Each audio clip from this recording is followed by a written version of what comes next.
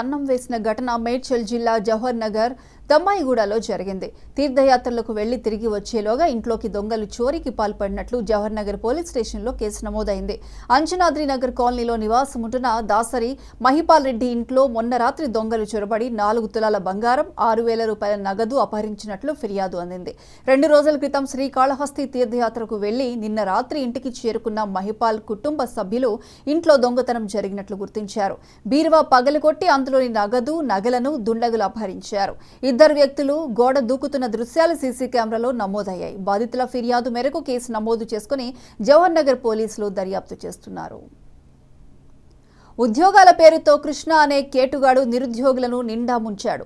రంగారెడ్డి జిల్లా ఎన్టీఆర్ నగర్లో ఉండే కృష్ణ చండీగఢ్, పంజాబ్లో ఉద్యోగాలు ఇప్పిస్తానంటూ 32 మంది యువకులను మోసం చేసినట్లు మీర్పేట్ పోలీస్ స్టేషన్లో ఫిర్యాదు అందింది. అవిమి ఇండియా మార్కెటింగ్ ప్రైవేట్ లిమిటెడ్ పేరుతో కంపెనీ ఐడి కార్డులు ఇస్తూ సిస్టమ్ వర్క్ ట్రైనింగ్ ఇచ్చి నెలకు 70,000 రూపాయల జీతం ఇప్పిస్తానంటూ మోసం చేశాడని బాధితులు ఫిర్యాదు చేశారు. ఒక్కో వ్యక్తి నుంచి 1,20,000 రూపాయల నగదు తీసుకున్నట్లు బాధితులు పేర్కొన్నారు. యువకులను చండీగఢ్ తీసుకువెళ్లి ఒక రూమ్లో బంధించినట్లు, అక్కడ ఒక వ్యక్తి తల్వార్తో బెదిరించి ఈ విషయాలు బయటకు చెప్తే చంపేస్తామని భయభ్రాంతులకు గురి చేశారని యువకులు ఆవేదన వ్యక్తం చేస్తున్నారు. తామంతా బంధించిన రూమ్ నుండి తప్పించుకుని రైల్లో హైదరాబాద్ చేరుకున్నామని బాధితులు తెలిపారు.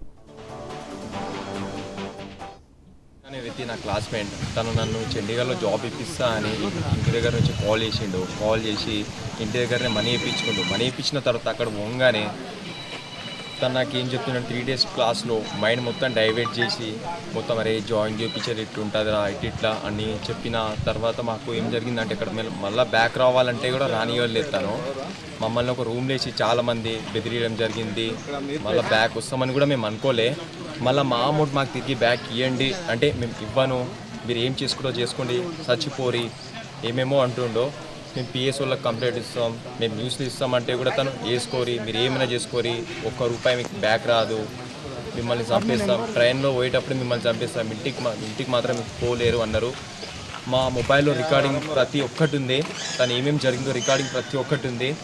ఇంకా మాకు ఇలా అయిందో 10th బ్యాచ్ వాళ్ళకి కూడా చాలామందికి అక్కడ అట్లా జరుగుతుంది. ఒక అమ్మాయి అయితే సూసైడ్ తీసుకుందా, 3 days హాస్పిటల్ ఉంది ఆ అమ్మాయి, కానీ బయట మాత్రం ఎవరికి పెట్టలే. మళ్ళీ ఆ అమ్మాయికి సూసైడ్ చేసుకున్న తర్వాత ఇంటికి పంపించేసారు. చాలామంది పిల్లలకి ఎవరు తెలియకుండానే మళ్ళీ మేము చాలామందికి స్ప్రెడ్ చేయాలనుకున్నాం, బట్ వాళ్ళందరినీ దాపెట్టి సిస్టమ్ వర్క్ చెప్పంగానే మేము మా ఫ్రెండే కదా నమ్ముకుని పోయినాం, మన ఇక్కడే వేసినాం నమ్ముకుని పోయినాం. అక్కడ పోయినాక 3 days క్లాస్లో తర్వాత 3 days క్లాస్ వినుర్రా సిస్టమ్ ఇస్తారు అని చెప్పారు. అక్కడ పోయినాక సిస్టమ్ లేదు, ఏం లేదు సార్. మీరెంత అమౌంట్ మళ్ళీ అక్కడ ఇంటికి పోయినాక ఇంటి దగ్గర నుంచి అక్కడ పోయినాక 20 వేసారు. ట్రైనింగ్ క్లాస్ 3,500 ఉంటుంది. అది మొత్తం ఒక 1,20,000 అయింది సార్. ఇద్దరిది కలిపి నా ఒక్కనిదే. నా ఖర్చులే అక్కడ పోవడానికి ట్రాన్స్ఫర్ 70,000, ట్రైనింగ్ ఫీజు